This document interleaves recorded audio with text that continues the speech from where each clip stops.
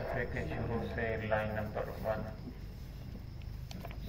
سورۃ اعراف کی آیت نمبر 168 سے۔ اعوذ باللہ من الشیطان الرجیم، بسم اللہ الرحمن الرحیم۔ فخلف من بعدهم خلف ورثوا الكتاب يأخذون عرض هذا الأدنى ويقولون سيغفر لنا وإن يأتهم عرض مثله يأخذوه ألم يؤخذ عليهم ميثاق الكتاب ألا يقولوا على الله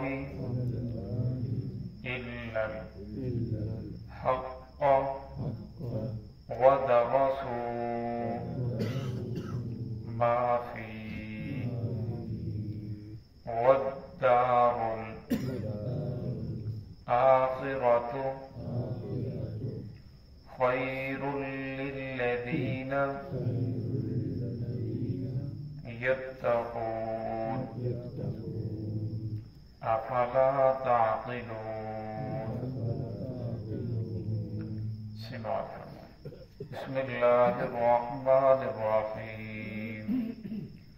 فخلف من بعدهم خلف ورثوا الكتاب يأخذون عرض هذا الأدنى ويقولون سيغفر لنا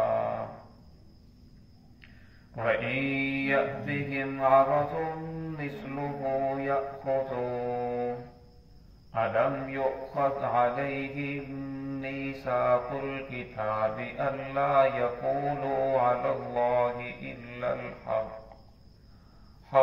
ودرسوا ما فيه والدار الآخرة خير للذين يتقون أفلا تعقلون۔ فخلف من بعدهم خلف، پس خلیفہ بنے ان کے بعد خلف نااہل لوگ، ورثوا الکتاب جو ہو گئے تھے کتاب کے وارث، یأخذون عرض هذا الادنى اور وہ لیتے تھے گھٹیا زندگی کا ثواب، وَيَقُولُونَ سَيُغْفَرُ لَنَا اور وہ کہتے تھے بتاکید ہم بخش دیے جائیں گے، وَإِن يَأْتِهِمْ عَرَضٌ مِثْلُهُ اور اگر آ جاتا ان کے پاس اس جیسا اور سامان، يَأْخُذُوهُ تو اسے بھی لے لیتے۔ أَلَمْ يُؤْخَذْ عَلَيْهِمْ کیا ان سے وعدہ نہیں لیا گیا تھا میثاق الکتاب اللہ کی کتاب میں، اللہ یقولوا علی اللہ کہ وہ نہیں کہیں گے اللہ رب العزت پر الا الحق مگر حق بات ہی کہیں گے، وَدَرَسُوا مَا فِيهِ حالانکہ وہ کتاب کو پڑھتے بھی ہیں، وَالدَّارُ الْآخِرَةُ خَيْرٌ لِلَّذِينَ اور آخرت کا گھر بہتر ہے، لِلَّذِينَ ان لوگوں کے لیے، یتقون جو پرہیزگار ہیں، تقوی اختیار کرنے والے، ڈرنے والے ہیں۔ افلا تعقلون کیا تم عقل نہیں رکھتے، تم سمجھ نہیں رکھتے۔ اس آیت کے اندر اللہ رب العزت نے بنی اسرائیل کا تذکرہ فرمایا، اس کے اندر ہمارے لیے بھی سبق ہے۔ فرمایا کہ اس کے بعد جو تورات کے آگے خلیفہ بنے، جانشین بنے، خلف اگر لام کے زبر کے ساتھ آئے تو اس کا معنی خلیفہ ہوتا ہے، اگر لام کے سکون کے ساتھ آئے جس طرح آگے لام کے اوپر جزم ہے، دال کی چھوٹی شکل کی طرح بنی ہوئی ہے، تو خلف ان کا معنی ہوتا ہے نااہل، نہ سمجھ لوگ۔ تو فرمایا کہ اس کے بعد جو خلیفہ بنے، من بعدہم ان کے بعد، खल्फ, वो ना अहल लोग थे, ना समझ लोग थे, जो किताब के वारिस बन गए, जिन्होंने अपने आप को किताब का वारिस समझा और लोगों को दीन की तरफ, हक की तरफ बुलाने लगे। फरमाया वो ना अहल लोग थे, उस किताब के अहल नहीं थे, उनके अंदर इतनी सलाहियत नहीं थी कि लोगों ने काम क्या शुरू किया, यअखुज़ून अरज़ हाज़ल अदना। फरमाया वो घटिया जिंदगी के बदले में सामान लेने लगे। जो आदमी आता जिस तरह का फतवा चाहता, उसकी राय के मुताबिक वैसे फतवे, पैसों के फतवे बिकने लगे। और फरमाया दो गिरोह हैं, जिसने पैसे ज्यादा दे दिए उसके हक के अंदर फैसला हो गया। और फरमाया मुजरम को जो छोड़ दिया गया, जो मुजरम नहीं था उसे मुजरम बना दिया गया। आज भी देख लें, अगरचे सारे नहीं हैं लेकिन अक्सरियत ऐसे लोगों की है जो देखते नहीं कि अल्लाह रब्बुल इज्जत का हुक्म क्या है, कुरान पाक क्या कह रहा है, मोहम्मदुर रसूलुल्लाह सल्लल्लाहु अलैहि वसल्लम का फरमान क्या है। वो अपने पेट की खातिर, जाती मफाद की खातिर फतवाजात को बेचते जा रहे हैं। इसी तरह अदालत के फैसले बिक जाते हैं। जो असल मुलजम होता है फरमाया उसे मुजरम बना दिया जाता है, जो मुजरम होता है वो मुलजम बन जाता है।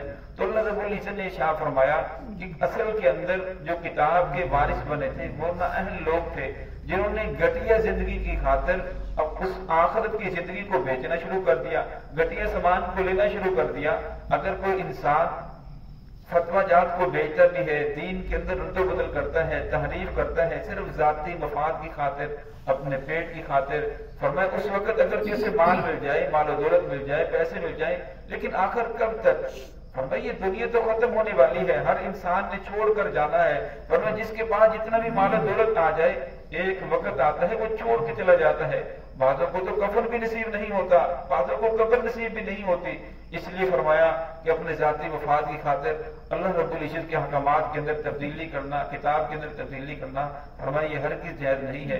वयक़ूलून सयुग़फ़र लना, फरमाया फिर वो लोग कहते हैं कि हम बख्श दिए गए हैं, अल्लाह रब्बुल इज्जत बातकीद हमें बख्श देगा, हम तो पैगंबरों की औलाद हैं, हम तो नबियों की औलाद हैं। तो अल्लाह रब्बुल इज्जत ने इरशाद फरमा दिया क़यामत वाले दिन कोई निस्बत काम नहीं आएगी, वही निस्बत काम आएगी जिसके अंदर नेक अमाल शामिल होंगे, अकीदा दुरुस्त होगा। अब नबुव्वत से बढ़कर तो कोई निस्बत नहीं हो सकती। नूह अलैहिस्सलाम अल्लाह रब्बुल इज्जत के नबी हैं। नूह अलैहिस्सलाम का असल नाम अब्दुल गफ्फार है। नाहा या नूह इतना रोते थे, इस वजह से आपका नाम नूह पड़ गया। लेकिन आखिरी वक्त में जब बेटा पानी के अंदर रोते खा रहा था, नूह अलैहिस्सलाम की ने जब बेटे को दावत दी, बेटे आ जा, बच्चे ने बात को ना माना। जब बेटा पानी के अंदर रोते खा रहा तो अल्लाह रब्बुल इज्जत के दरबार में हाथ फैला दिए। क़ाल रब्बि इन्न इब्नी मिन अहली इलाहुल आलमीन, तूने तो कहा था तेरे अहल को बचा लूंगा, ये मेरे अहल में से है। अल्लाह रब्बुल फरमाया इन्नहु लैसा मिन अहली, ये तेरे अहल में से नहीं है। पर मेरे अहल में से क्यों नहीं, ये मेरा बेटा है, मेरी बीवी ने जन्म दिया, मेरे घर के अंदर फला, मैंने इसे बड़ा इसकी परवरिश की, बड़ा हुआ, मेरा क्यों नहीं। अल्लाह फरमाया इन्नहु अमलुन गैरु सालिह, इसके अमल तेरे जैसे नहीं है, इसलिए तेरा कलमा नहीं पड़ा। और मैं तेरे बेटे वो हैं, तेरे अहल वो हैं, तेरे मानने वाले वो हैं जिन्होंने तेरा कलमा पढ़ा। फरमाया ये तो बुतों की पूजा कर रहा है। तो यहाँ अल्लाह रब्बुल इज्जत ने ये इरशाद फरमा दिया कि जिस तरह यहूदी कहते हैं कि हम तो पैगंबरों की औलाद हैं लिहाजा हम बख्श दिए जाएंगे, तो अल्लाह फरमाया ऐसी बात नहीं है। हर इंसान अपने अमाल की बकदर बख्शा जाएगा, अमाल की बकदर उसको दर्जात मिलेंगे। और हमें आज भी देख ले, हमारे जमाने में बहुत सारे लोग अपने तौर पर नेकी का काम कर रहे होते हैं, नेकी समझ के कर रहे होते हैं, उसके ऊपर बेचारे मेहनत मुशक्कत करते हैं। हालांकि जब उसको देखा जाए कि इसका ताल्लुक इसके साथ है, कोई दलील है या नहीं, कुरान से साबित है, अहदीस से साबित है, सहाबा इकराम, ताबीन, तबा ताबीन, मैं किसी को फरमाया किसी जगह भी जाकर उसकी निस्बत नहीं जुड़ती। फरमाया हर ऐसे काम को छोड़ देना चाहिए जिसका ताल्लुक कुरान पाक से नहीं है, मोहम्मदुर रसूलुल्लाह सल्लल्लाहु अलैहि वसल्लम के हदीस से नहीं है। फरमाया उसके ऊपर मेहनत मुशक्कत करने की बजाय उल्टा क़यामत में पकड़ होगी। फरमाया ऐसे काम को छोड़ देना चाहिए। फरमाया हम दुनिया के कोई भी काम करते हैं उसके लिए इतनी तवज्जो मेहनत मुशक्कत करते हैं, लेकिन फरमाया दीन के बारे में हर सुनी सुनाई बात पे अमल कर देना, फरमाया ये अच्छी बात नहीं है। फरमाया इसके बारे में दीन को भी पढ़ना चाहिए। फरमाया जब इंसान दीन को पढ़ता है फिर इंसान को पता चलता है। आजकल कुछ ऐसे कुरान पाक के तर्जुमे छप चुके हैं जिसके अंदर अरबी इबारत नहीं है। कुरान पाक की अरबी इबारत नहीं, सिर्फ तर्जमा है। फरमाया ऐसे तर्जमे को हरगिज़ न पढ़े। हाँ, कोई भी तर्जमा हो, किसी तरह भी हो, उसके तहत अरबी इबारत भी हो, फरमाया फिर आप तर्जमा पढ़ेंगे तो आपको पता चलेगा कि ऊपर अरबी इबारत क्या है, मतन क्या है और तर्जमा क्या हो रहा है। फरमाया ऐसे तर्जमे को ना पढ़े जिसके साथ अरबी इबारत ना हो।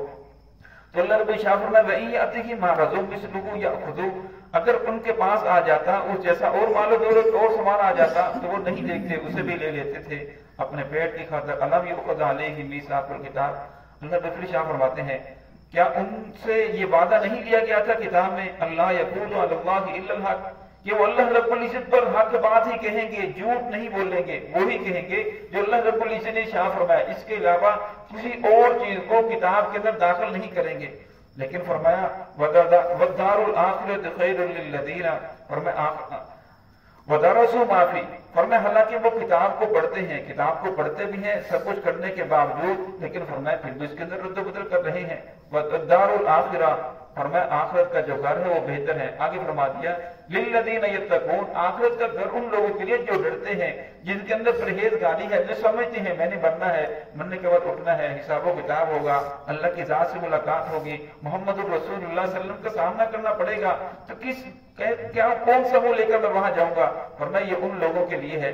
تو اللہ رب العزت نے یہ ارشاد فرما دیا کہ جو انسان قرآن اور حدیث کے علاوہ کسی اور چیز کو ثواب داخل کرتا ہے کہ یہ کام کرنا ثواب ہے، فرمایا وہ اللہ رب العزت پر جھوٹ بول رہا ہے، محمد الرسول اللہ صلی اللہ علیہ وسلم کے اوپر جھوٹ بول رہا ہے، صحابہ اکرام تابعین تبع تابعین جتنے بھی گزر گئے دین کو پھیلانے والے، فرمایا ان سب کے اوپر بہتان لگا رہا ہے۔ فرمایا یہ کام اللہ رب العزت کا کام ہے کہ یہ بتا دینا کہ یہ کام ثواب کا کام ہے، یہ محمد الرسول اللہ صلی اللہ علیہ وسلم کا منصب ہے کہ لوگوں کو بتانا یہ ثواب کا کام ہے۔ اللہ رب العزت نے کیا فرمایا اس طرح عمل کرو۔ فرمایا اس کے علاوہ اگر کوئی بھی انسان دین کے اندر رد و بدل کرتا ہے، اپنی طرف سے داخل کرتا ہے کس چیز کو، فرمایا وہ ہرگز قبول نہیں کی جائے گی۔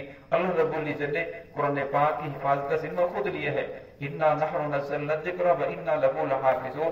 فرمایا قیامت تک اللہ رب العزت قرآن پاک کی حفاظت کرنی ہے، اس کی شد مد زبر زیر پیش کوئی بھی چیز تبدیل نہیں ہو سکتی۔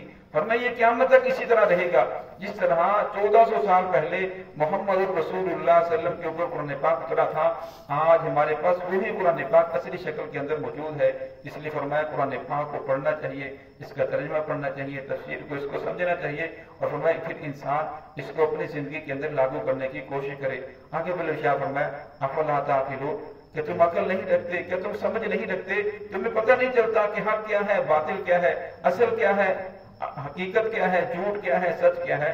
فرمایا اس کے اندر تمہیں غور و فکر کرنا چاہیے، سمجھنا چاہیے اللہ رب العزت کی ذات تمہیں کس طرف بلا رہے ہیں، محمد الرسول اللہ صلی اللہ علیہ وسلم کا طریقہ کیا ہے، اور تم کس طرف جا رہے ہو۔ تو ہے کہ اللہ رب العزت ہم سب کو صراط مستقیم پر چلنے کی توفیق عطا